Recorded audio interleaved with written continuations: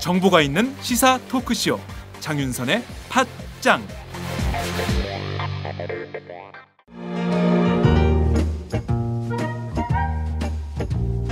여러분은 지금 행복하신가요? 그렇다면 우리 사회도 행복할까요? 나는 그럭저럭 행복하다고 말할 수 있을 것 같은데 두 번째 질문에도 자신 있게 네라고 말할 수 있을까요? 무엇이 나뿐만 아니라 우리까지 행복하게 만들까요? 우리도 행복할 수 있을까는 오연우 오마이뉴스 대표 기자가 행복지수 1위 국가 덴마크를 심층 취재해 그들이 행복한 이유를 분석한 책입니다. 오연우 기자가 들려주는 생생한 사례와 깊이 있는 통찰. 이 책은 모두가 행복한 세상을 만들기 위해 우리가 무엇을 해야 할지를 제시해줍니다. 오마이북이 만든 책, 우리도 행복할 수 있을까?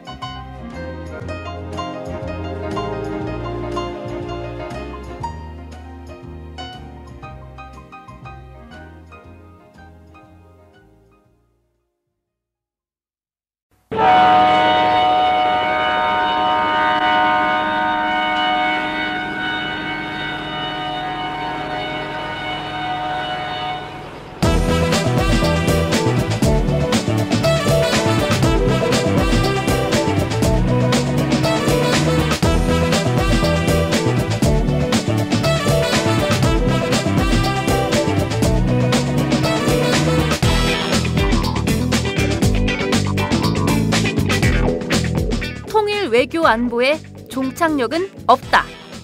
종착 토크. 매주 월요일에 고정 코너 시작하겠습니다.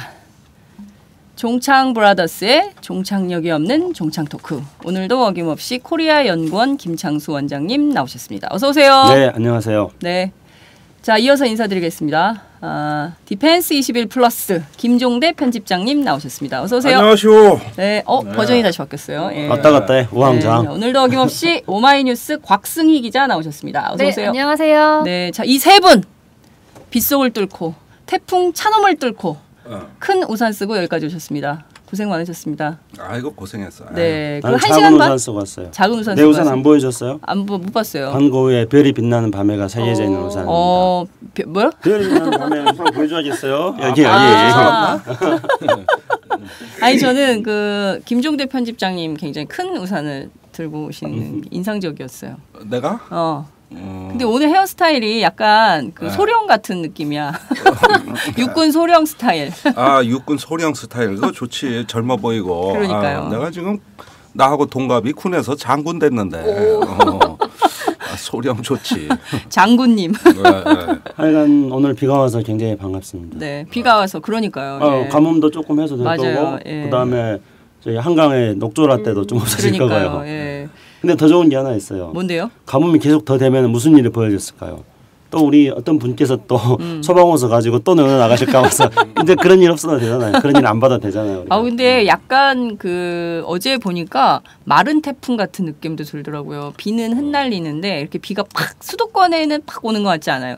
제주나 뭐 이런 데는 막 시간대 1,400mm인가요? 굉장히 많은 비가 왔지만, 예.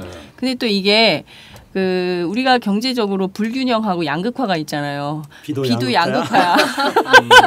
비도 불균형이야. 막 한쪽에 확 오고 한쪽엔 그냥 그 해갈이 될 정도는 아니라 그래요. 중부는. 네, 태풍이 이렇게 지금 많은 비를 동반하지 않고 서해안에서 중국 쪽으로 빠져버린다 그러잖아요. 네. 그러면 그게 또 사실 걱정이에요. 왜냐하면 북한도 지금 몇 년 동안에 굉장히 처음으로 100년 만에 가뭄을 겪고 있다 그러더라고요. 그런데 이게 잠깐 좀 북한 좀 지나가지 하늘도 무심해. 북한 사람들 입장에서 보면은. 그러니까 나도 신문에 칼럼을 썼는데 네. 이 비가 정치적인 비다. 이 북한을 고립 압박하는데 비까지 동참해서 휴전선 이남에만 비를 뿌리는 경향이 있다. 이래가지고 참 쓰기는 했는데 쓰고 나니까 가슴이 아파요. 예. 꽃게와 해파리 그린가요? 꽃게와 해파리 그립니다. 네. 예. 꽃게라는 도발자를 항상 해파리라는 평화유지군이 진압한 거죠. 그래서 꽃게가 찬 거라면 서해에서 분쟁이 일어나고 해파리가 찬 거라면 평화가 정착돼 왔거든요. 우리는 지금까지. 해파리를 원한다. 아니야, 꽃게도 괜찮은데요. 네. 꽃게가 이제 이렇게 남쪽으로 왔다가 네. 그 6월 달쯤 되면은 지금 계속 북상을 하다가 6월 달에 NLL 근처로 가요. 그러니까요. 그래서 이제 NLL에서 꽃게잡이를 하다가 남부 이제 붙는 거잖아요. 네. 그러니까 그 NLL 근처에다가 우리가 꽃게에다가 출입 사무소 같은 거 만들어져 가지고 비자도 발부해주고 네. 남북한이 좀 그렇게 하면은 꽃게가 창고를 해도 이게 뭐 남북한이 충돌할 수는 없는데 야 이거 꽃게가 그냥 무단 입고하려 그러니까 네. 문제가 생기는 거예요. 그래서 저는 남북 공동 어로 수역 같은 거 했으면 좋겠어요. 그때 제가 노무현 정부 때 NSC 그때 벙커에 기자들을 초대해서 한번 그걸 보여준 적이 맞아, 있어요. 그랬었죠. 예, 네. NLL 해역에 이제 어떻게 되고 있는지 뭐 해상 그다음에 육상 그리고 이제 비행기 어떤 배에 민간 항공기가 지금 실시간으로 되는 걸 좀 쭉 보여준 적이 있었는데요. 그때 NLL 주변 그때 꽃게잡이철이었어요. 그래가지고 NLL 주변에 자 이거 보십시오. 자 이게 이제 남한배입니다. 자 이거 보십시오. 이게 북한배입니다. 자 이거 보세요. 자 저기 중국배. 그래서 중국배가 잡으면 중국산 꽃게. 그다음에 그 남한 배가 잡으면 한국산 꽃게. 그다음에 북한 배가 잡으면 북한 꽃게라는 거예요. 그래서 그 동네에서 잡히는 꽃게는 똑같은 꽃게인데 어느 배가 잡느냐에 따라서 산지가 바뀐다. 막 이런 얘기 되게 재밌었어요. 2004년, 5년 이때 아마 2004년경에 그 NSC 벙커를 가셨을 걸로 봅니다. 맞아요. 예. 2002년에 인천광역시 그 주관의 지역에서 관내에서 수확한 꽃게가 12,000톤입니다. 그런데 2004년에는 거의 1,000톤 이하로 줄더니 2005년엔 200톤입니다. 그러면 200톤 대 12,000톤이거든요. 엄청 줄었네요. 엄청 준 정도가 이건 뭐 완전히 사라진 건데 그러고 나서 서해 평화가 정착된 거예요. 꽃게는 다 어디로 간 거야?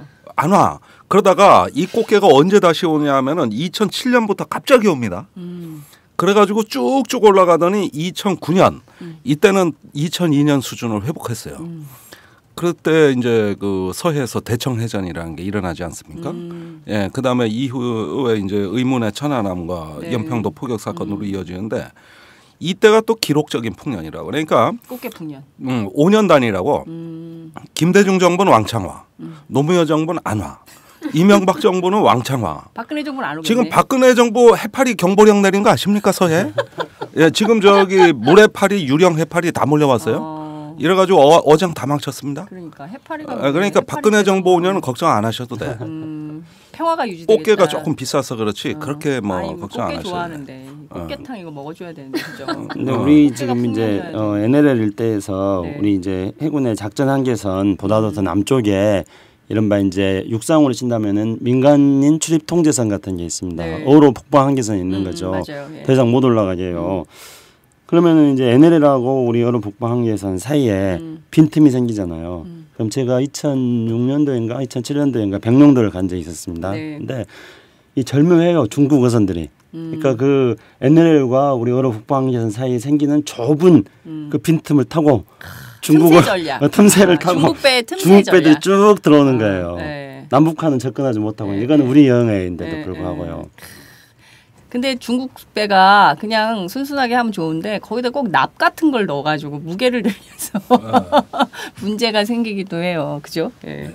아침부터 꽃게 얘기하고 비는 오고 꽃게탕 한번. 꽃게탕에 소주 한 잔. 아쉽다. 그죠? 예. 7월, 8월 달은 꽃게 금어 기간입니다. 그래요? 지금 먹으면 안 돼요? 아니 금어 기간 꽃거에 그 산란기니까 7, 8월 달은 꽃게 안 잡아요. 안 돼요. 예, 그렇구나. 그러니까 꽃게값도 이제 7월, 8월 달은 비싸고요. 비싸고. 8월 달 지나면 9월 달부터 다시 꽃게잡이 시작되니까 예. 그때 한번. 꽃게 한번 먹으러 가죠. 그럴까요? 서해에서 한번 좋습니다. 방송을 할까요? 아마 청취자들도 되게 좋아하실 거예요. 자, 오늘도 뉴스 브리핑으로 한번 시작을 해보도록 하겠습니다. 첫 번째 뉴스는 어떤 건가요? 네. 박근혜 대통령이 지난달 30일 국정원을 비공개 방문한 사실이 뒤늦게 확인됐습니다.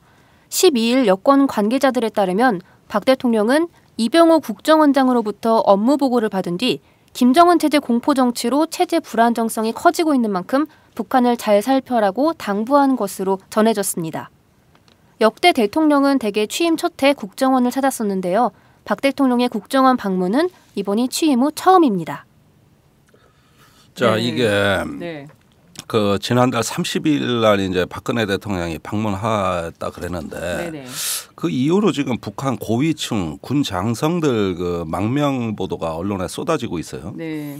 근데 상당수는 이게 사실이 아닌 걸로 또 바로바로 확인되고 있습니다. 그러면은 이제 방금 우리 곽승희 저 브리핑에 그 김정은의 공포 정치로 불안정성이 북한에서 고조되고 있다. 이건 뭐냐면은 고조됐으면 좋겠다는 뜻으로 저는 받아들입니다. 왜냐? 실제로 실제 불안보다 언론에 보도되는 게 훨씬 더 불안하기 때문입니다. 그렇죠. 과잉 보도. 예, 작년인가요? 올해 초인가요? 그 현영철 북한의 그 네. 총참모장 뭐 총살당했다 네. 이렇게 나왔지만은 지금 그 사실 아닌 걸로 아닌 확인됐지 걸로 않습니까? 확인됐죠. 예. 또 군 장성이 지금 넘어왔다 그랬는데 누군지도 확인 안 됐고 엊그제 통일부는 사실이 아니라고 또 기존 언론 보도에 일침을 놨어요. 북한도 사실이 아니라고 그 일조에서 넘어왔다는 그 장성이 지금 이름이 뭐고 어디서 근무하고 있다까지 북한이 공개했어요. 심지어 그것이 인권 침해라고까지 북한이 말하고 있습니다. 인권 침해를 한 거야. 인권 침해를 했어요. 남한 정부가 북한에. 그러면은 그 소송해야 이런 되나? 일련의 현상은 30날 박근혜 대통령이 국가정보원을 방문한 이후에 생긴 일입니다. 주로 두드러진 일입니다. 그렇다면은 그 한반도를 안정시키기 위해서 국정원을 방문하신 것인가? 네. 한반도가 불안해지라고 국정원을 방문하신 것인가? 이 점을 좀 분명히 해야 되겠다는 게 제 생각이에요. 네.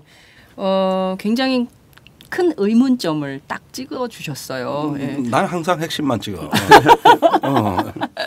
그 김창수 원장님 어떻게 보세요? 박근혜 대통령이 대통령으로서 국가정보기관을 방문하는 거야 당연한 일이라고 생각합니다. 네. 특히나 이제 박근혜 대통령이 취임 첫 해에 가지 못했고 지금 3년 차에 갔습니다. 근데 취임 첫 해에는 국정원이 이른바 대통령 선거에서의 댓글 사건 때문에 국정원이 휘말리고 있었던 상황이었습니다. 그래요, 그래서 맞아요. 뭐 갈 수 없었겠죠. 그 뭐 만약에 대통령이 거기에 방문할 경우에는 댓글 사건에 대해서 또 대통령까지 얽혀 들어갈 수 있는 오해를 피하겠다. 뭐 그런 생각이 청와대 참모진의 생각이었지 않을까 싶습니다.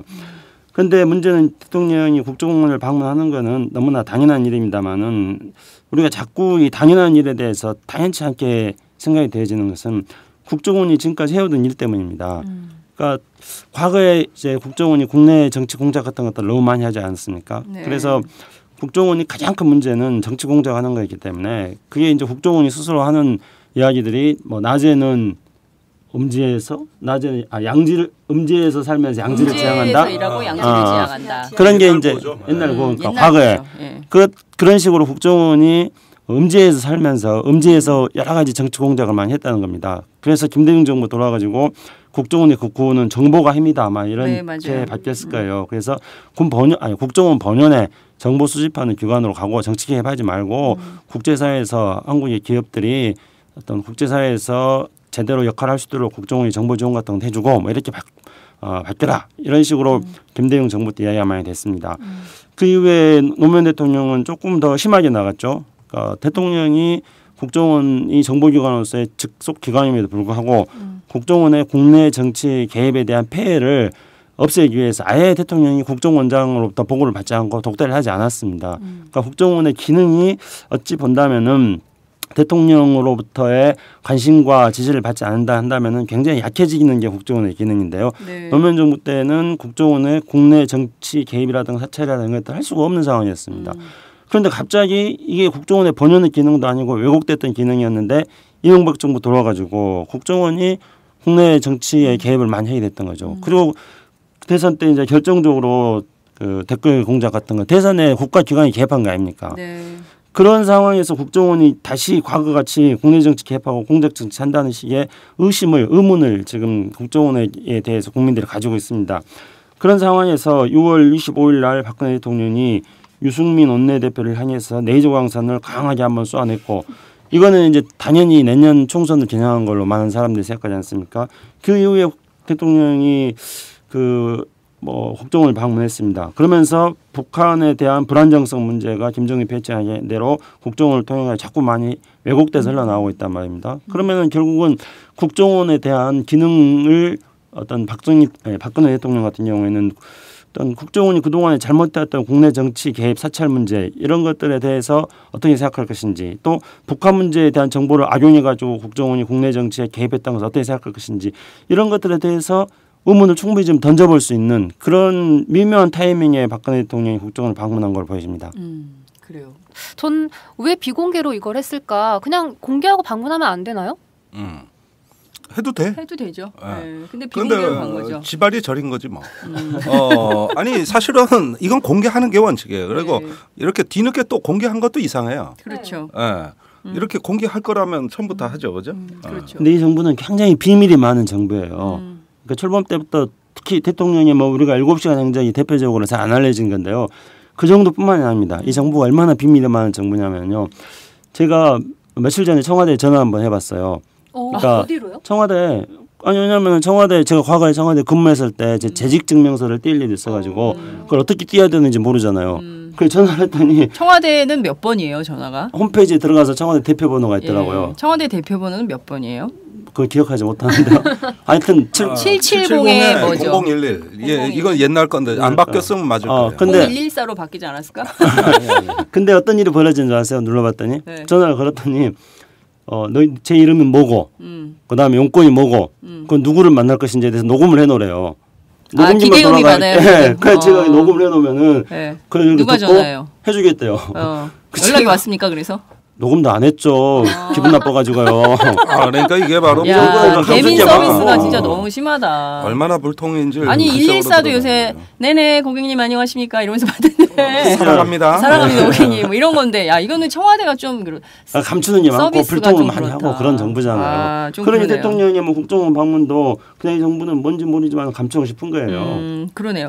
아니 근데 저는 이런 생각이 좀 들어요. 말씀하신 대로 그 김창수 원장님께서 지적을 해주시니까 쭉 이제 이게 그 역사를 거슬러서 생각이 나는데 2012년 대선 직후부터 계속 국정원 댓글 사건이 문제가 되다가 하여튼 임기 초반 내내 이제 그렇게 갔잖아요. 그리고 결국 국회에서 내온 대안이라는 게 국정원 개혁안을 만들어야 된다. 이게 뭐 그렇다고 해서 이제 와서 뭐 다시 부르고 선거 다시 하자, 투표 다시 하자 뭐 이렇게 할 수 없는 것이기 때문에 박근혜 대통령의 임기는 보장을 해드릴 테니 대신에 국정원 개혁안에 대해서 충실하게 좀 이행을 하자. 그래서 특위가 만들어져가지고 막 논의했잖아요. 근데 제일 중요했던 것이 국내 정치 파트를 좀 축소하고 해외 정보 파트를 좀 늘리고 그리고 수사권 이런 것을 좀 없애는 방향으로 하자라고 했는데 산업 스파이 잡고 이런 데 좀 주력하고 그러니까 역할을 좀 바꾸자. 해외 정보를 수집하고 하는 대로 바꾸자라고 했는데 그게 좌초가 됐어요. 결과적으로 국내 파트 그대로 있죠. 그리고 수사권도 여전히 가지고 있죠. 그러니까 국내 정치 파트를 축소하려고 했던 애시당초 그러니까 국정원 댓글 사건으로 인해서 파행됐던 국정원 내부의 문제점에 대해서 그러니까 그 개혁안에 대해서 전혀 수용이 안 된 상태거든요. 근데 이 상황에서 박근혜 대통령이 직접 가셔서 비공개로 30분간 격려를 했다. 도대체 무슨 내용을 격려했을까라는 데 대해서는 많은 국민들이 의혹을 갖고 있는 것 같다. 이런 생각이 좀 듭니다. 그 국정원의 시스템 개혁이라든가 이런 문제들은 오히려 본질을 호도하는 개혁안입니다. 지금 국내 정치다, 수사권이다, 해외 정보다 이런 것을 갖다 어떻게 영역을 분할하느냐가 마치 국정원 개혁인 것처럼 우리가 비춰지고 있는데 네. 이런 것들은 그야말로 정권에서는 아주 땡큐, 해피한 저 논의라고 할 수가 있겠죠. 그래요. 사실 국정원은 칼날입니다. 개혁을 해야 되는 건 칼날이라기보다는 칼자루를 잡은 권력자죠. 그러니까 지금 이 정치 권력과 정보기관의 어떤 도덕적 규범, 강제력 있는 규범 이게 저는 개혁 그 자체라고 봅니다. 이런 어떤 정보를 정치 권력이 자기의 정치적인 개인적인 영달을 추구하는 이런 어떤 정치적인 목적에 사적으로 전용한다면은 그것은 어떤 시스템의 국가정보원이든 간에 그것은 이미 도덕적 파탄이자 국민의 지탄입니다. 네. 그렇다면 누가 개혁의 대상이 돼야 되느냐? 전 청와대 그 자체라고 봅니다. 단적으로 재작년이죠. 작년이네요. 세월호 침몰하기 직전에 북한의 무인기 나타났단 네네네. 말이죠. 예. 이게 심각한 위협이냐 하는데 군인들 다 웃었거든요. 국정원 다 웃었거든요. 그런데 김기춘 청와대 비서실장이 국정원의 다른 라인을 불러들여서 그게 2차장 라인입니다. 네. 네, 그래가지고 국정원에 보관 중이던 무인기에서 찍었다고 전해지는 청와대 전경 사진을 빼내서 조선일보에 이걸 단독 제공하고 그렇죠. 일면에 이 사실을 모르고 있던 당시 국방부는 사진 공개되면 큰일 난다 그랬고 있었어요. 사진 절대 공개 못한다. 그런데 그 이듬해 달랑 보도가 된 겁니다. 이 이튿날. 그 사진이 사실이었습니까? 그것도 의심이죠. 의심이죠. 그러니까 이 사진이 진짜 여부를 알려면은 네. 사진 전체를 공개하면 되는 겁니다. 앞뒤 사진을 보면은 이게 몇 번째로 찍힌 거고 하는데 요거 달랑 한 장만 공개한 거예요. 그러니까 이것도 진위가 의심됩니다. 굉장히 그때 의도적인. 서울시의 그 간첩이라고 우리가 알려진 유성 씨에 대한 증거 조작이 정권을 거의 위기로 몰고 가던 시기에 네. 국가정보원을 압박해가지고 이 무인기 파동을 확산시킨 건 청와대입니다. 네. 예, 조선일보죠. 맞아요. 그래서 아주 권력의 신여가 된 정보기관과 언론에 죽이 딱 맞아가지고 없던 위협을 만들어낸 사건이라고 할 수가 있는 것이죠. 그래서 전부 공포로 몰아넣었어요. 자, 이런 경우를 한번 봅시다. 저기 그 해외 정보 파트가 어떻건 국내 정보 파트가 어떻건 간에 어디서 주워들인 무인기 하나에서 찍힌 사진이 있는지 없는지도 모르겠습니다만 그거 하나 가진 거를 청와대가 다 기획, 연출, 조작까지 다 해버렸습니다. 전부 다. 누가 개혁됩니까? 누가 개혁돼요? 사실은 우리가 남재준 원장을 그렇게 호의적인 감정은 안 갖고 있지만 네. 이게 잘린 게 남재준 원장이 이것 때문이라는 거예요. 그렇죠. 유성 때문이 아니고 여기에 협조를 안 했다가 저희는 그 유성 때문이죠. 아니 유성 때문인 걸로 알려져 있는데 네. 플러스 플러스. 저 남재준 원장은 그 무인기가 그렇게 위협이 아니라 그랬다가 김기춘하고 갈등을 겪었다는 거거든요. 그래가지고 한참 있다 잘려요. 또 바로 잘리는 게 아니라 그러면은 우리가 보기에는 이렇습니다. 정보라는 게 어디서 무너지느냐 하면은 수집을 잘하는 게 문제가 아닙니다. 판단하고 활용하는 데서 대부분 문제가 생기는 거예요. 이 정보 자체가 있냐 없냐가 문제가 아니라 이 정보를 누가 어떤 목적으로 이용하느냐가 대부분 정보기관의 그 타락이 시작되는 지점이거든요. 네. 정보가 오염되기 시작하는 지점이에요. 개혁하려면 이걸 해야죠. 그러면은 정치 지도자의 선언이 나와야 되고 아예 법에 대통령이 이 이상 정보기관 사적으로 활용 못한다고 법에 세게 꽝꽝 박아야지 무슨 그래, 국가정보원법 뭐 그런 거 있고 아니 무슨 부서끼리 개혁해서 뭐해? 저 위에 더 센 놈이 망쳐버리는데. 그러네 선배. 선배 얘기 들어보니까 아니 죄송해요. 왜 이렇게 갑자기 너무 대화에 몰입이 돼가지고 편집장님 말씀이 오르신 것 같아요.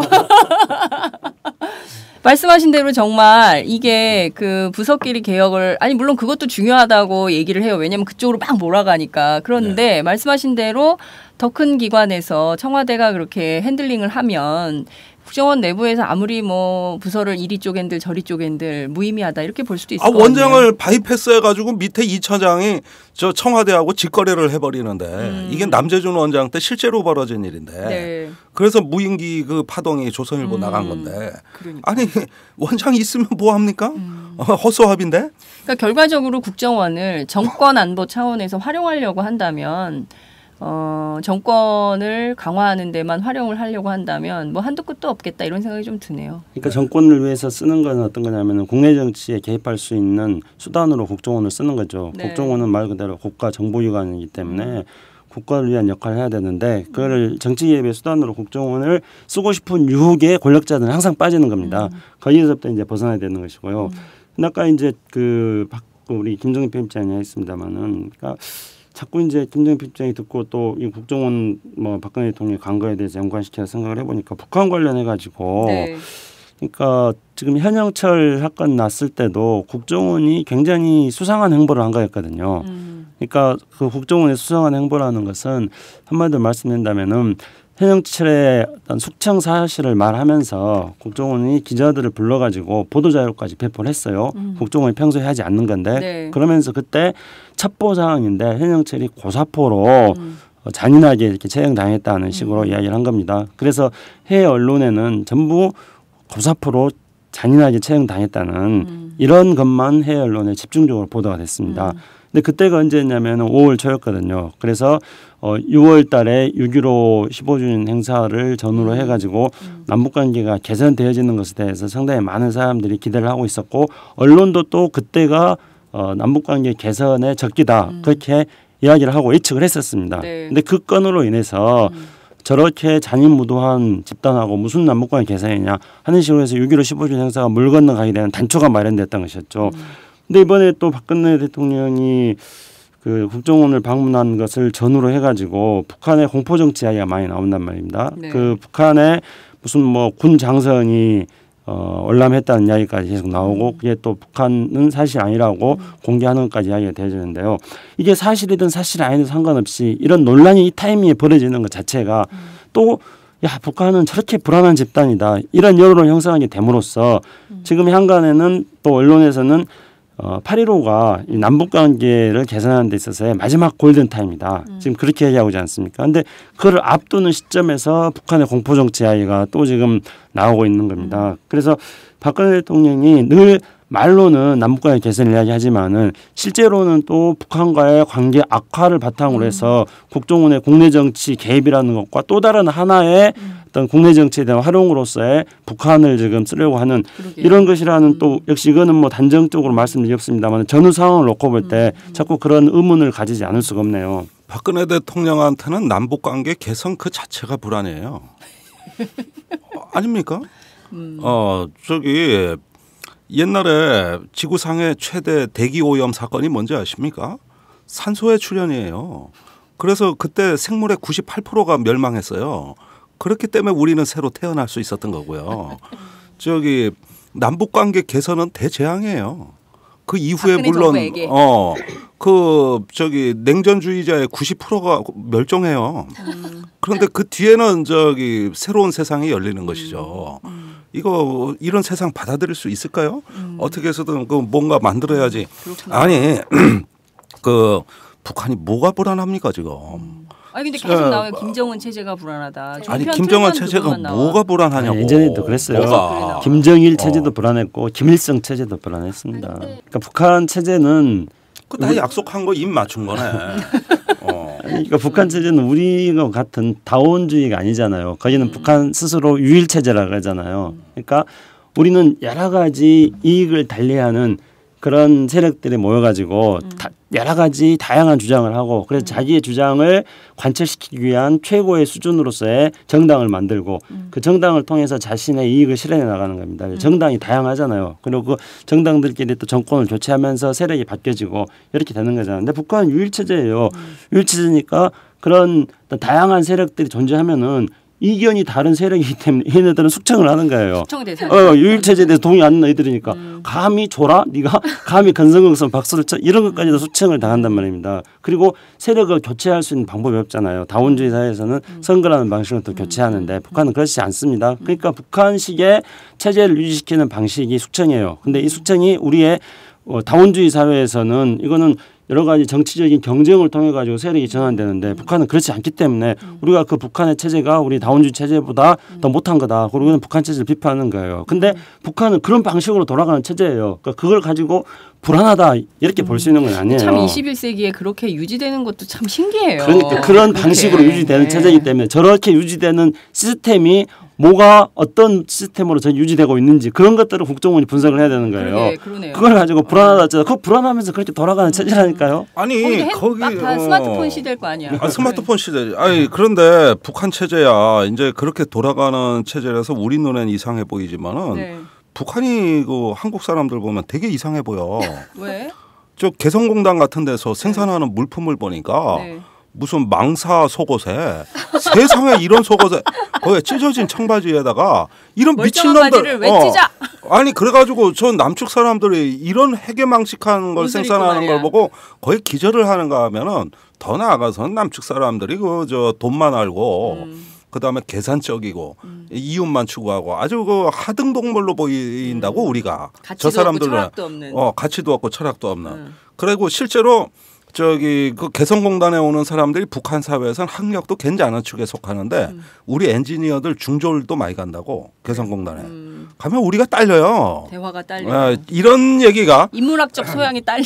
최근에 김진향 박사가 네네네. 발간한 개성공단 사람들이라는데 잘 나와 있습니다. 그런데 우리는 절대적 타자인 것이죠. 저 사람들은 우리하고 절대 같아질 수 없는 절대적 타자. 앱솔루트 아더스 같아 보인단 말이죠. 앱솔루트 아니야? 발음은 교정해줘. 아니 발음은 완전히 저기 컨츄리 발음이었어요. 이게 전달은 더 잘 돼. 그런데 이런 그 타자화된 이미지에서 저 사람들이 불안해 보이는 그런 내막도 다시 한번 까보면은 굉장히 안정돼 있습니다. 심지어 이런 거 있어요. 우리가 초코파이를 줬어. 그랬더니 뜨거운 물에 초코파이를 녹여서 풀어서 마시는 거야. 그리고 라면에 식용유를 넣어서 끓여 얘들은. 그러면 뭐냐면은 우리와는 다른 애들이구나 하면서 도저히 이해 못 하잖아요. 도저히 이해 못 하는 거 아닙니까? 근데 걔들은 먹는 방법이 그런 거거든요. 그러면은 저런 게 초코파이와 라면에 대한 모독이라고 해야 되는 겁니까? 북한이 불안하다는 건 지금 그 논리거든. 그러네. 그 논리인데 네.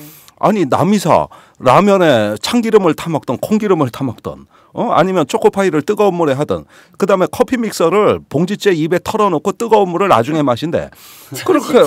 그렇게 마신다는 거야. 개성공단에서는.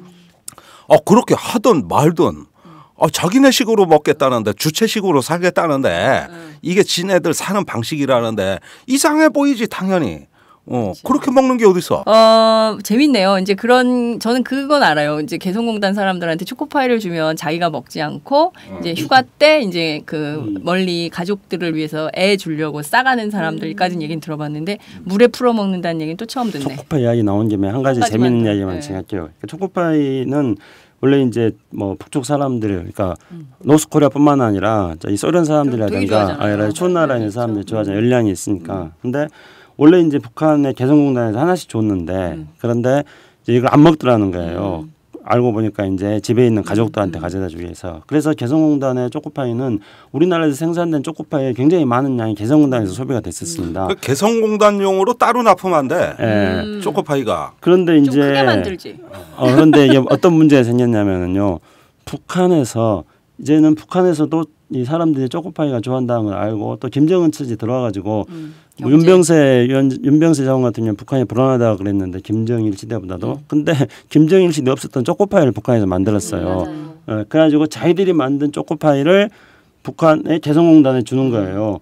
그러니까 이제 한번 따져봅시다. 북한이 만든 초코파이가 맛있겠어요? 남한이 만든 초코파이가 맛있겠어요? 당연히 원조가 맛있어요. 그러겠죠. 그리고 북한의 노동자들이 남한의 초코파이 맛에 익숙했겠어요? 북한의 초코파이 맛이 익숙했었어요? 우리 건 좀 수준 떨어져 이렇게 얘기하면서 먹을 거야. 그러면서 북한의 근로자들은 이제 어떤 거 있냐면 남한식 경제에 대해서 자기네 당국에서 주는 이 초코파이보다 내심 남한의 이 기업들이 북한 당국하고 좀 당당하게 한번 좀 맞서가지고 남한 초코파이를 북한의 근로자들이 많이 먹을 수 있으면 좋겠다. 북한 근로자들 중에서 그렇게 생각하는 사람들도 많이 있어요. 그 공장을 하나 지면 안 되나 북한에? 그러니까 여기서 이제 중요한 건 뭐냐면 것 같은데 남북한의 접촉을 통해 가지고 북한 근로자들의 마음을 우리가 살 수 있다는 거예요. 그러니까 북한 근로자들이 북한이 주는 초코파이보다 남한이 주는 초코파이를 더 선호하게 만듦으로써 북한 주민들의 마음을 얻는 것. 이게 우리가 남북관계에서 얼마나 중요한 겁니까? 초코파이 하나로 평화를 얻을 수 있는 그런 사회가 올 수도 있겠다라는 그래서 국정원이 그런 것 좀 연구 좀 했으면 좋겠어요. 하여간 국정원이 개입하면 뭐든 안 돼. 저기 될 것도 안 된다고 보고 박근혜 대통령 국정원 방문에 이어서 지금 일련에 있는 어떤 그 북한에 대한 또 새로운 공포 불안 이미지 조성 우리 절대 속아서는 안 되겠습니다. 네, 알겠습니다.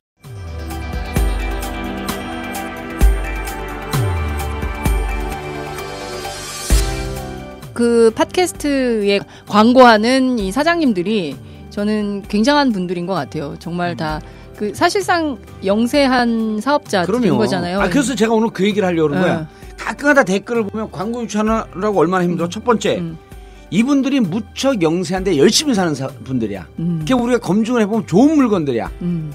그런데 댓글에다 뭐라 하냐면 광고 많이 나왔구나 스킵했어요. 자랑이다 들아. 스킵한 게. 광고 들어야 돼. 광고 듣고 한 번만. 팟짱에는 지금 안타깝게도 스킵할 광고가 없습니다. 장윤선 기자와 제가 오래오래 취재 현장을 지킬 수 있는 방법은 여러분의 좋아요와 구독하기 그리고 광고입니다. 팟짱을 응원해 주실 개념찬 광고주를 기다리고 있습니다. 서울 733-5505 내선번호 108번 서울 733-5505 내선번호 108번 지금 전화 주십시오.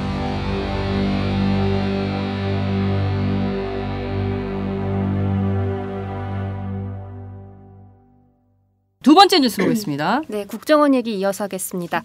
국가정보원이 천안함 사건 연구자의 컴퓨터를 해킹하기 위해서 기자 사칭 이메일을 보낸 정황이 12일 오마이뉴스 단독 보도로 밝혀졌습니다. 이탈리아 해킹 프로그램 개발업체 해킹팀의 내부 자료를 오마이뉴스가 검토한 결과 2013년 10월 4일 인터넷 언론 미디어오늘 조현우 기자가 천안함 관련 전문가에게 보내는 내용의 한글 파일과 이것을 컴퓨터 해킹에 이용할 파일로 바꿔달라고 요구하는 워드 파일이 발견됐습니다. 이 파일을 보낸 고객은 2012년 초부터 해킹팀의 대표 해킹 프로그램 상품인 리모트 컨트롤 시스템을 구입, 운용한 한국 육군 5163 부대 일원으로 보이며 5163 부대는 국정원 대외 위장명 중 하나입니다. 또한 이 고객은 2014년 3월 중순 해킹팀 직원에게 카카오톡 해킹 진행 상황에 대해 문의한 이메일을 보내고 해킹팀 직원이 카톡 연구 개발을 지시했음이 드러나는 이메일이 발견됐다고 오늘 한겨레가 보도했습니다. 한편 국정원 관계자는 이 RCS 해킹팀 대표 해킹 프로그램 상품인 리모트 컨트롤 시스템의 구입 운용과 관련해서 구입한 것까지 부인할 수 없다는 입장을 밝혔다고 한겨레가 전했습니다. 네. 전문 용어가 갑자기 많이 나오네. 그러니까. 이게 이제 50대에 불리한 뉴스 아니야, 그지? 최대한 푼다고 풀었는데도 RCS가 나오고 리모트 컨트롤 시스템. 리모트 컨트롤 시스템. 그 고유명사로 인식을 하시면 프로그램 이름이라고 생각하면 이름으로. 되니까 해킹 프로그램 이름이다. 저는 우선 미디어 오늘엔 조현우 기자가 없어요. 없습니다. 조현호가 있어요. 조현호. 조현호 기자는 있는데 조현우는 없어. 일부러 유사한 이름을 쓴 거죠. 조현호 기자가 천안함 관련 기사를 많이 쓰시는 기자인데 그걸 이용한 게 아닌가 싶더라고요. 일부러 그렇게 한 거예요. 이번에 미디어 오늘 조현호가 떴네. 야, 국정원이 스타도 만들어줘. 나는 해킹 안 하는 거야. 아니 했을 수 있어. 아니 요새 댓글에 이런 거 장윤성 기자 뭐 이런 거 많이 나오더라고. 근데 안 띄워주네 나는. 아니, 섭섭해요. 혹시 국정원에서 또 이 이탈리아 여기에다가 네. 편지를 하나 보냈어요. 어떻게 보냈냐면은 군사 전문가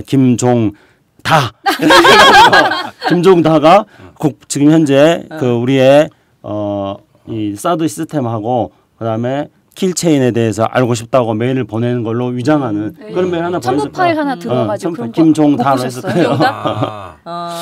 아니 글쎄 좀 많이 좀 나를 활용해줬으면 좋겠다. 왜냐? 띄워줘. 근데 이상하게 나는 여태 이런 시비에 걸린 적이 없어요. 뭐 언제든 뭐 사찰이니 뭐니. 그런데 이걸 보니까 참 냄새가 많이 나는 기사라고 보여지는데 네. 5163 부대라 그랬잖아요. 그러니까. 뭐 이것도 일부 언론에 났지만 박근혜 대통령 지지율이 얼마였지 대선 때? 51.63%입니다. 예. 그다음에 저 박정희 대통령의 그 쿠데타 있잖아요. 5.16이지. 5월 16일 첫 명량이 새벽 3시부터죠. 이렇게 일부러 맞추기도 쉽지 않잖아요. 그죠? 음모론의 냄새가. 음모론은 원래 이렇게 만드는 거예요. 그래가지고 그래서 5163이야? 그래서 5163일지도 모르죠. 네. 아니 또 이런 이야기도 있습니다. 그러니까 516에서 1, 5162, 5163 해가지고 지금 이런 부대가 3개가 있다 이런 말도 있어요. 하여간 516 하면은 우리 대통령 완전히 맛이 가시는 뿅 가시는 분이잖아, 그지? 그러다 보니까 이게 이 부대는 충성 부대예요. 제가 보기엔 이 정권 보위, 우리 어떤 그 대통령에 대한 충성을 외치는 이런 어떤 그 저기 국정원의 짝퉁 부대라고 보시면 돼요. 국정원 짝퉁 부대. 국정원의 짝퉁 부대. 그다음에 그 여기에서 이제 이런 그 해킹 프로그램을 구매했다. 그런데 이게 작년까지 이어졌다는 건 뭡니까? 그 카카오톡 작년에 왜 파동이 났던 그 시점 아니겠어요? 그래가지고 카톡을 또 보는 재미에 국정원이 폭 빠져 있을 때 아닙니까? 대선 때는 사실 댓글로 재미 봤다면 이제는 SNS 쪽에 그리고 제가 그 정부에 이렇게 출입하면서 어떤 위원회 회의라든가 이런 걸 해보면은 요즘 공무원들이 가장 자신하는 게 뭐냐, 업무에 대한 자신감을 어디서 배터리 충전하듯이 자신감을 충전하는가 이렇게 보면은 빅데이터입니다. 빅데이터하고 여론조사예요. 네. 두 개로 정부의 모든 국정이 다 결정된다고 봐도 되는 겁니다. 그러니까 이런 데이터를 아예 끼고 살아요, 요즘 공무원들이. 그렇다면은 사실은 그 빅데이터라는 게 전수조사, 네. SNS에 대한 모든 사찰 이런 기반 위에서 어떤 통치의 자신감이 이렇게 창출된다고 스스로 믿고 있고 또 그렇게 실제 행동하고 있거든요. 그런데 이제 국정원 같은 경우는 정부가 그렇게 하더라도 자기들은 한 걸음 더 나가는 기관입니다. 네. 예를 들면 대선 때 문화체육관광부가 보수 언론 지원 방안 이래가지고 뭐 미디어워치다, 데일리안이다 실제 3대 그룹 광고를 끌어다 줬고 그래요. 인터넷 순위를 바꿔가지고 그 바람에 오마이 프레시안이 오늘 광고가 없어. 요모냥 요꼴 된 겁니다. 사실은 그거 인위적인 여론 시장에 개입한 거예요. 이 정도로도 대선 개입은 충분했어요. 거기에다가 종편 출범한 거에 충분했는데 왜 국가정보원이나 아니면 국방부의 사이버 사령부가 그 무리한 대선 공작, 댓글 공작을 했겠느냐 이 의문이 지금까지도 남는 겁니다. 그렇게 안 해도 한나라당 12알단이 있었죠. 엄청난 자원이 보수 언론에 투입되고 있었죠. 3대 그룹 광고가 빵빵 나가고 있었죠. 아니 왜 그렇게 무리한 짓을 했을까? 이 인터넷에서 보수 진보 균형을 맞춰 나가고 있었는데 불안했기 때문입니다. 저것 갖고도 안 돼. 2% 부족할까 봐 이 전위적인 정보기관은 우리는 한 걸음만 더 나가자. 이렇게 하던 거거든요. 그러면 지금 이거 해킹 프로그램 왜 구입했느냐? 뭐 이제 작년 지방선거다 뭐다 하고 정권은 계속 지지율은 떨어지고 그러면은 기존의 국정 시스템에 맡겨둘 수가 없었던 겁니다. 한 걸음 더 나가고 싶었던 거예요. 그러니까 조금 더 좋은 프로그램, 조금 더 성능이 좋은 감시 장비 이런 것들이죠. 이래가지고 지금 털린 거 아니야, 그죠? 털렸죠. 털렸으면 그러면 그 다음에 더 좋은 거, 더 흔적이 안 남는 거 이런 걸 원하게 돼 있다고. 이 사람들은 지금 거기서 빠져나오질 못해요. 그러니까 완전히 이 국가정보원 이 새끼들과 이 XX들은 저기 뭐냐 얘들은 뇌를 다시 포맷하지 않는 이상 이 프로그램을 완전히 리모트 해야 돼? 이거를 이탈리아 해킹 프로그램을 뇌에다 집어넣어서 완전히 포맷을 새로 하지 않는 이상 이 사고 방식은 불변입니다. 이게 안 바뀌는 거예요. 이게. 근데 이 사고 방식을 바꿀 수 있는 유일한 길이 하나 있어요. 그래요? 뭐예요? 그렇죠. 왜냐하면 국정원을 다스리는 사람이 똑바른 생각을 하고 똑바른 사람이 더 가능성이 없어 내가 보기에. 그분의 뇌에도 이 리모트 컨트롤 시스템을. 근데 이제 지금 이런 식의 국정원이 이 해킹 프로그램을 심었는데 네. 해킹 프로그램뿐만 아니라 그러니까 우리가 지금 세 가지의 주요한 통신 수단이 있지 않습니까? 이 세 가지 주요 통신 수단이라는 게 이메일, 그다음에 메신저, 네. 그다음에 핸드폰 이 세 가지인데 이 세 가지에 대한 해킹, 감청 이런 걸 다 한다는 거 아닙니까? 우리 다 들여다보고 있다는 거잖아요. 네. 그럼 이걸 다 들여다보고 있는 건 어떤 거냐면은 우리가 감시 사회라는 거죠. 감시 사회라는 거는 우리는 이제 이렇게 말합니다. 그 원형 감옥, 그러니까 페놉티콘이라고 그러죠. 네. 그러니까 그렇죠. 감옥 한 가운데서 네, 다 보고 있는 거죠. 죄수들을 돌려보기 위해서 다 합니다. 그 감옥도 그렇고 또 무슨 여기 가까이 그 어디죠? 경찰서 유치장 같은 데도 가보면은 다 보게 이렇게 되어 있습니다. 그렇죠. 근데 우리가 이제 대한민국이 바로 거대한 원형 감옥과 같이 국가 정보기관이 가지고 국민들의 사생활을 하나하나씩 다 감시되고 있다는 거죠. 그러니까 이거는 한 박근혜 정부 시대가 박정희 정부 시대로 돌아간 거나 다름없다는 징표 중에 하나입니다. 근데 이게 이제 심각한 거는 현대 민주주의 사회의 기본은 뭡니까? 현대 민주주의 사회의 기본이라는 것은 결국은 다양한 의견들이 공론의 장을 통해 가지고 의견들이 만들어지어지면서 그것에 의해 가지고 우리 사회가 운영되어지는 것 이런 것들을 현대 민주주의의 기본, 그러니까 공론의 장의 형성, 공론의 장을 통해 가지고 다양한 의견들이 조정되고 수렴되어지는 것 이것을 이제 우리는 현대 민주주의에 있어서 기본을 생각합니다. 그런데 해킹을 하는 것, 네. 도청을 하는 것 이런 거는 뭡니까?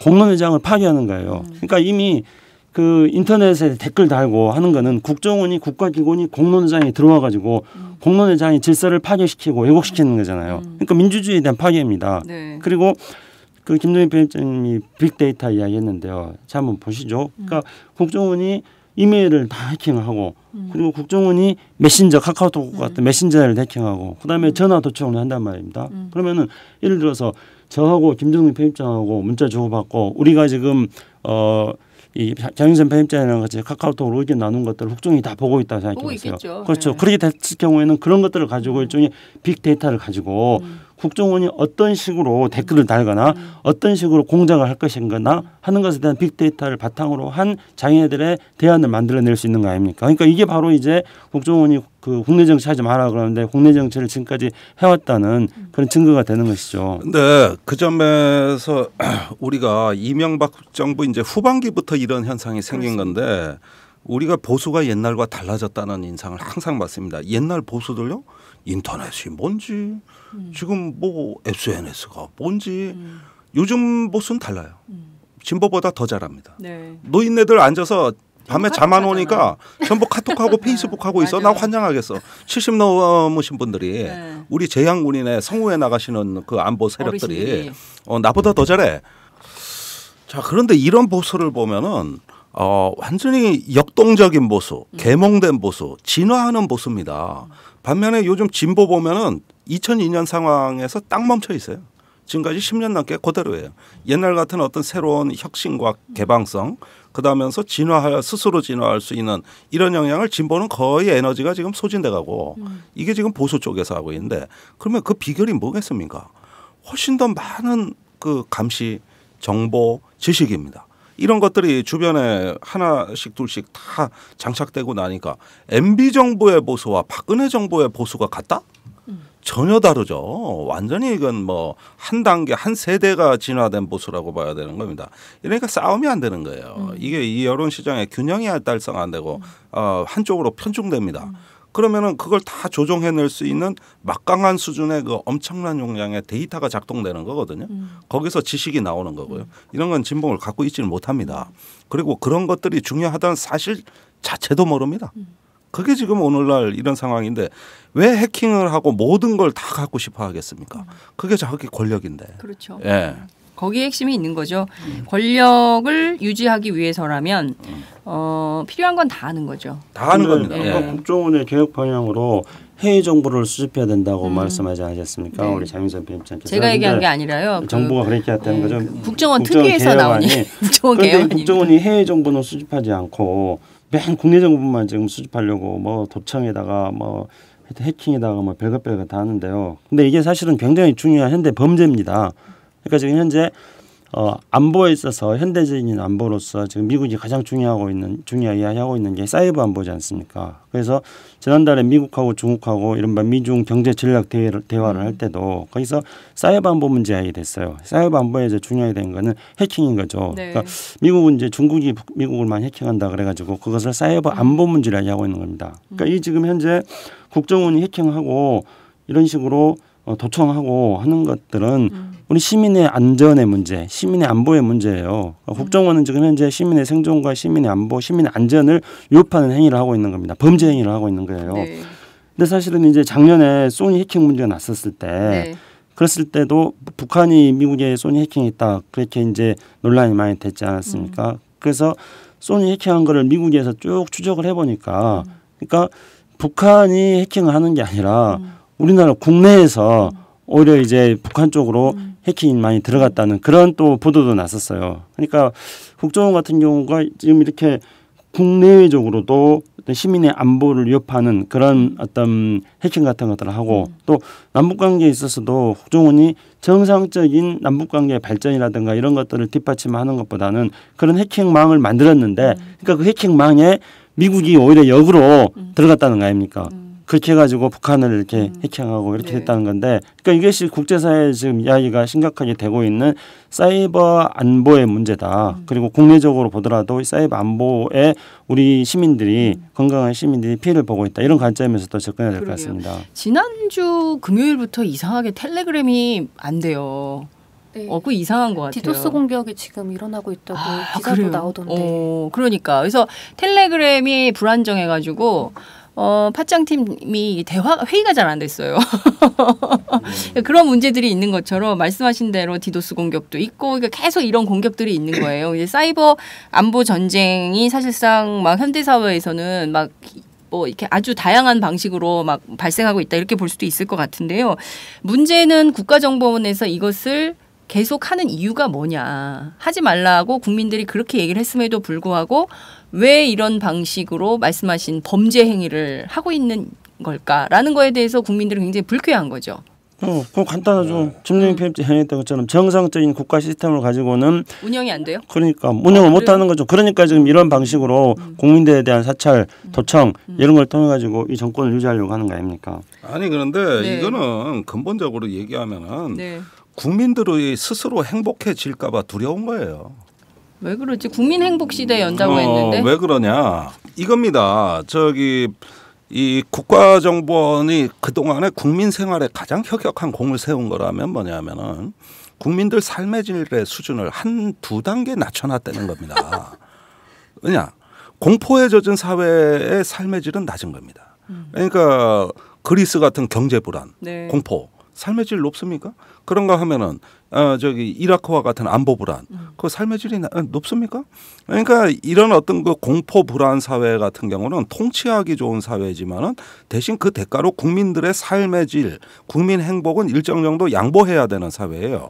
그런데 국민들은 이런 불안에 떨지 않을 어쩌다 용기 있는 시민들이 나타납니다. 그러면서 우리는 스스로 행복해지자, 우린 두려움에 떨지 말자, 우리는 이길 수 있다. 이렇게 스스로 자존감을 선언하면서 미래로 나아갈 수 있는 시민 세력이 존재한다면 이게 정권에 좋은 일일까 나쁜 일일까?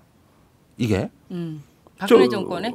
박근혜 정부에? 박근혜 정부 재앙이에요. 이거는 재앙입니다. 재앙. 네. 시민이 스스로 행복해지는 길은 두려움에서 벗어나는 건데 이게 루즈벨트 대통령이 얘기한 민주 시민의 가장 큰 권리는 두려움에 빠지지 않는 것이다. 이렇게 얘기했지 않습니까? 네. 그런데 지금 박근혜 대통령은 뭐냐면 민주 시민의 가장 큰 의무는 두려움에 빠지는 것이다. 이렇게 얘기하고 계시잖아요. 네. 그러면은 그 근거를 제시해야 될 거 아니에요.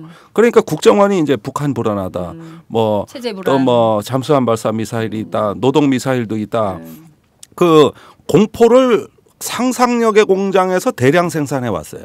이게 지금까지 그 국가정보원이 인간 공포의 어떤 대량 생산 공장이었고 이거를 유통시키는 게 조선일보였습니다. 이렇게 이제 생산과 유통의 어떤 그 구조를 만들어서 국민들의 삶의 질을 지속적으로 하락시켜 왔어요. 그렇지 않습니까?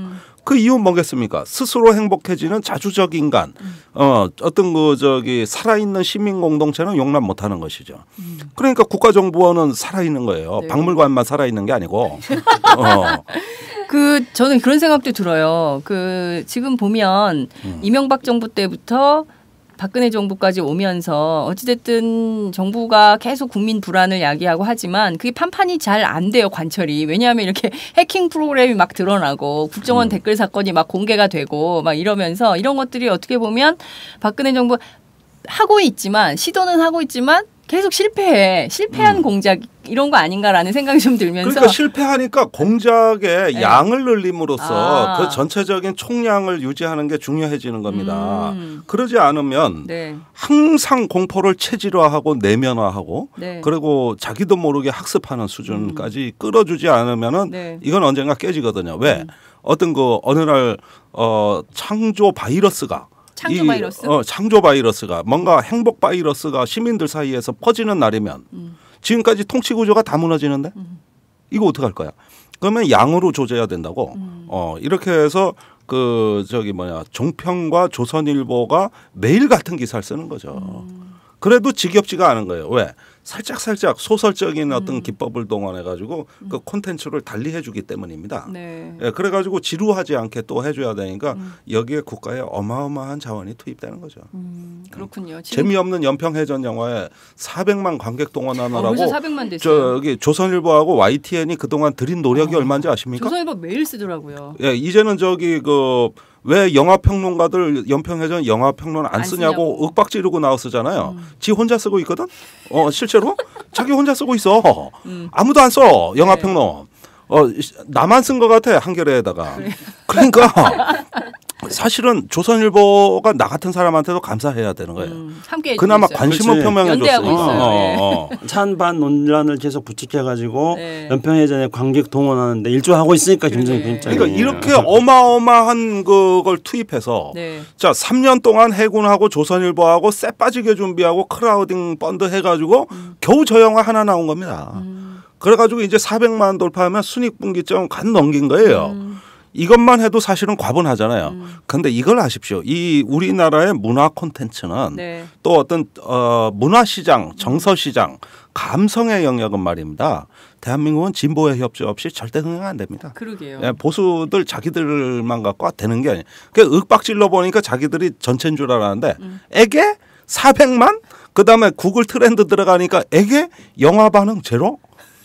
저기 뭐냐 터미네이터 지금 뭐 소수 의견 제네시스 지금 다 상위에 올라갔는데 네. 그거 개봉을 늦추면서까지 연평해전을 띄웠잖아. 근데 그거 개봉되니까 에게? 저 장마철에 어디로 쓸려가고 없어요. 그러게. 참 그렇습니다. 좀 국정원이 말씀하신 대로 진보 보수를 떠나서 이제 국가의 국익을 위해서 봉사해야 되는 조직인데 이 조직이 결국에는 국민에 봉사하지 않고 정권에만 봉사하고 정권 안보에만 신경 쓰는 결과가 계속 나오는데 이거 못하게 어떻게든 방법을 마련해야 될 것 같다는 게 국회도 힘이 없고 참 걱정입니다. 그죠? 네.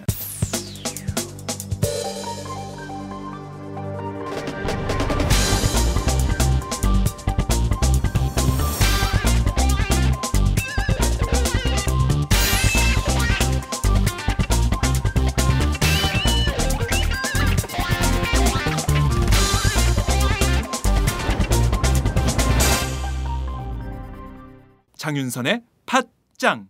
자, 다음 뉴스 보겠습니다. 네, 지난 10일 군 검찰은 중국의 해군 함정 관련 정보 등을 유출한 국군 기무사령부 소속 해군 A소령이 군사기밀보호법 및 기밀누설 혐의로 이 A소령을 구속 기소했다고 밝혔습니다. 군 검찰은 A소령이 중국 유학 시절 도움을 받은 중국인 남성에게 2013년 6월부터 올 2월까지 해군 구축함과 주변국 동향, 군사 상황 분석 자료를 전달했고 고고도 미사일 방어 체계인 사드에 관한 것은 포함되지 않은 것으로 조사됐다고 말했습니다. 한편 조현천 기무사령관은 기밀 유출을 방지하는 기무사에서 이런 일이 발생해 송구하다고 사과했습니다. 이거 어떻게 봐야 돼요? 제가 이게 기밀 누설할 무렵에 중국에 있었잖아요. 그 4월 달에 제가 그 인민대에 가서 강의도 하고 네. 잠원 북경대에서 자고 칭화대도 갔잖아요. 왜 잠은 북경대에서 잤어요? 거기 숙소가 제일 후져요, 싸고. 방문자 학자 숙소. 그렇구나. 하도 식당도 거지 같아서 못 먹고 그 앞에 학생들이 그 뭐 만두 사 먹는데 거 가서 먹었어요. 그랬구나. 그래가지고 있는데 아주 뭐 돈 적게 들은 여행이고. 강의로도 안 주더라고. 아니 내가 이제 자원봉사 하듯이 이게 또 명사들은 안 준다네. 아 명사야? 글쎄 내가 왜 명사가 됐지? 빼줘. 그래가지고 또 중국 가서 이름값 좀 했어요. 네, 사실은. 예. 아니 그런데 이 얘기를 하려는 게 아니라 거기 군인들이 많더라고. 국정원 사람들도 와 있고. 아 그래요? 네, 제 강의는 많이 들었죠. 그리고 딱 보니까 중국 내에서 참 열심히 한다고 저는 인상을 받았는데 이게 이제 중국의 그 지인들 특히 유학 생활 중 어려운 때 알게 됐던 이런 중국의 어떤 그 지인을 통해 가지고 부탁을 받자 거절을 못하고 정보를 하나둘씩 빼주기 시작했다는 겁니다. 그게 뭐냐면 구축함이나 한국형 미사일 방어 관련인데 이거 사실은 저는 빼줘도 된다고 봐요. 왜? 한국형 미사일 방어? 아무것도 아니에요 그거. 아 그래요? 그거 별거 아니에요. 우리는 큰일 나는 줄 알고 사드만 안 갖다 놓으면은 이거 개털입니다 사실은. 아무것도 아니에요. 그런데 문제는 중국이 알고 보니 개털이구나 이게 정보지. 그러니까 뭐가 있어 보여야 되거든 사실은. 근데 여러분들 한국군이 뭐 개발하는 무기 중에서 제대로 됐다는 얘기 들어보신 적 있어요, 솔직히? 가다가 쓰고 막. 저기 바다 속에 안 가라앉는 못 가라앉는 잠수함. 그다음에 저기 채공 시간이 짧아서 북한 잠수함을 못 잡는 대잠 헬기. 그다음에 발사도 안 했는데 지가 알아서 폭발하는 복합 소총. 뭐 이미 뭐 화려한 그 저 시나리오를 보셨고 모든 무기 개발된 것 중에 성공했다는 거 아마 단 한 건도 뉴스 못 보셨을 겁니다. 그러면 한국형 미사일 방어는 그 중에서도 제일 어려운 LSAM이라는 건데 이게 중거리 요격 미사일 이거를 개발한다는 얘기인데 이거를 노스럽그루만 같은 또 미국의 레이시언 같은 데가 한 27년 8년 걸려서 겨우 하나 내놓습니다. 제품을 우리가 8년 안에 개발하겠다는 거거든 지금 국방과학연구소가. 그렇게 훌륭해요? 그래서 잠수함 배터리 하나 못 개발해가지고 잠수함이 못 갈았는데. 네, 그런데 이런 나라가 이거를 개발하겠다 그러면 중국이 안 궁금하겠어? 아니 경험 8년 만에 한다는데. 저 기술을 어디서 밀수한 건지 아니면 미국에서 뒷구멍으로 도와주는 건지 알고 싶을 거 아니야. 내가 봐도 말이 안 되는 얘긴데. 어떻게 하는 거야, 니네? 그렇지. 그러니까 여기 한국의 저 뻥이 어디까지 가는지를 알고 싶었을 거야. 그러면 그거를 정보를 좀 보자 그러는데 김무사 장관이 이렇게 생각을 한 거죠. 이거 뭐 정보 빼보니 별게 없네. 된다는 얘기도 아니고 안 된다는 얘기도 아니고 에이 너 가져가. 이렇게 했는데 이게 중요한 정보인지를 김무사 소령은 깨닫지 못한 거야. 이렇게 된 거예요 이게. 중국 사람들 그러는 거 아니에요? 우리한테 뻥친다 그러는데 한국이 더 뻥세구만 이런 거 아니에요? 그다음에 구축함? 아니 우리가 저 이지스 구축함 자체 건조했어요. 그 안에 전투 체계만 미국에서 사온 겁니다. 그래서 이지스함 만들고 전 세계 5개국밖에 없어요. 이지스함 가진 나라가. 중요한 국가의 전략 자산이죠. 그러면은 중국이 그것도 알고 싶을 거 아닙니까? 그러면은 거기에 들어간 레이더 성능하고 요격 미사일이 뭔지를 알아야 이게 동아시아 지정학 미사일 방어로 바뀐다는데 근데 에게 요격 미사일은 전무해. 없어. 아예 안 들어와. 그러니까 저 껍데기만 있는 배라고 탐지는 잘해. 근데 탐지하고 끝이에요. 조치를 못하는 구축함입니다. 이게. 어떻게 조치를 못해. 그러니까 정보를 받아보니까 이게 다야? 저기 있다. 끝. 저기 있다. 끝. 그리고 요격 미사일을 거기다 배치하잖아. 네. 그러면은 북한의 그 미사일하고 이렇게 포물선을 그리면서 오는 미사일의 각도를 맞춰서 정면에서 때려야 되거든. 네. 그렇게 하려면은 북한하고 거리가 떨어져야 돼요. 그럼 이지스함을 어디 갖다 놔야 되냐면 저 필리핀 남쪽 아니라 그 동중국해 네. 오키나와 남방에 갖다 놔서 거기서 때려야 돼요. 미사일 방을 해야 되거든. 그러면은 그거 왜 산 거야? 우리나라 근처도 아니야. 아니 필리핀 호주 날아가는 걸 우리가 왜 방어해줘? 그러니까 여기는 가깝기 때문에 애시당초 안 되는 거예요. 이런 비밀들이 여기에 많이 수면 있는데 내가 오늘 이 중국에 건네진 비밀보다 더 푸는 거야 지금. 그래요? 그러니까 알고 보니 뻥이야. 다 까보니까 아무것도 아니야. 이게 정보인 거야 이게. 이 자식들 봤더니 아무것도 아니고 다 뻥이야. 뻥이야. 한국 얘기하는 거 다 뻥이야. 자, 지금 보면 기무사령부에 있었던 기무사 소령이 그냥 그 중국 사회에 있으면서 평소 알고 지냈던 사람한테 정보를 건네고 이것이 그냥 군사기밀보호법으로 처벌되고 끝내고 말 일은 아닌 것 같다라는 생각이 좀 들고요. 말씀하신 이런 내용들에 대해서는 좀 더 면밀하게 좀 살펴봐야 될 것 같고 지금 나온 게 뭐 한국형 미사일 방어 시스템에 대해서만 건네고 다른 건 전혀 아니다. 뭐 사드는 아니었다. 뭐 이런 얘기가 하는데 사드 뭐 배치도 안 된 사드 저기 뭐야 실체가 없는데 사드는 실체가 없는 걸 우리가 지금까지 이렇게 열받고 휘둘려온 그 자체도 억울한데 넘겨줄 정보가 어디 있어? 그게 사드가. 근데 이제 한국 언론의 포인트는 그거였던 것 같아요. 사드 정보를 넘겨줬을 것 같아요. 네, 앉아서 다행이다. 이것도 있지만 초반에는 소설입니다. 그러니까요. 저기요. 지금 중국이 한국에 대해서 얻게 된 가장 중요한 정보는 기무사 소령을 통해서 얻은 정보는 한국이 정보력이 없다는 거예요. 이것만큼 큰 정보가 없어. 우리가 사드에 대해서 뭘 알아? 국방부가 알아?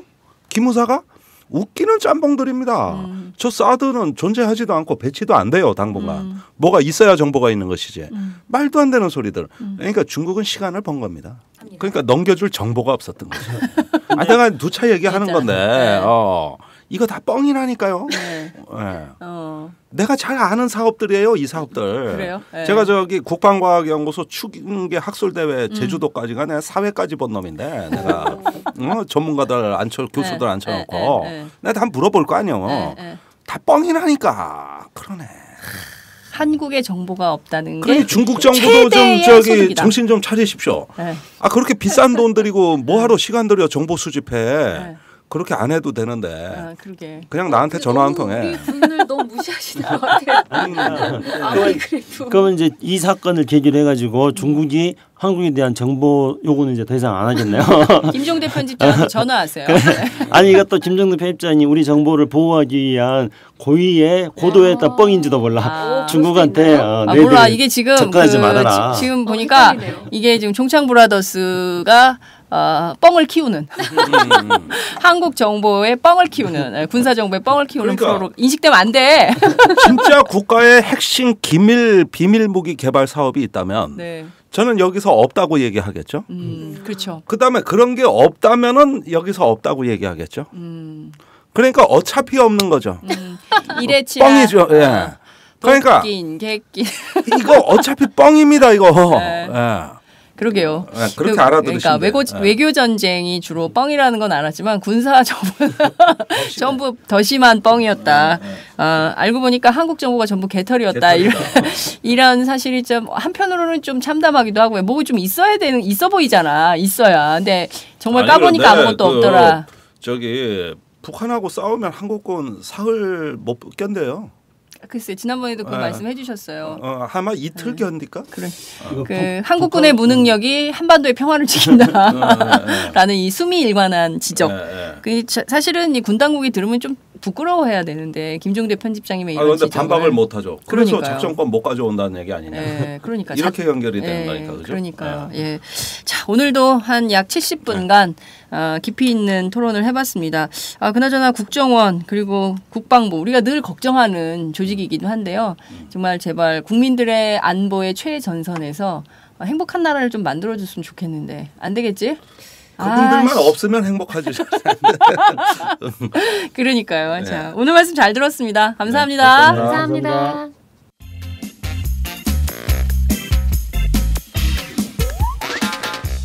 매일 정오 여러분의 점심시간 맛있게 씹어드실 뉴스를 보내드리는 장윤선의 팟짱. 매일나 신선한 뉴스를 맛보고 싶으시다고요? 보수 언론이 대충 훑고 지나간 뉴스 그 이면의 진실을 알고 싶으시다고요? 그렇다면 여러분의 곁에 장윤선의 팟짱이 있습니다. 좋아요와 구독하기로 응원해주세요. 포털사이트 검색창에서 장윤선의 팟짱을 치거나 모바일 앱스토어에서 팟빵 클릭 후 장윤선의 팟짱을 들러주세요. 요거 재밌네 할 때는 과감하게 좋아요를 눌러주세요. 여러분의 꼼꼼한 사랑이 팟짱을 키웁니다. 장윤선의 팟짱 애청자 여러분, 좋아요와 구독하기 꼭 부탁드립니다.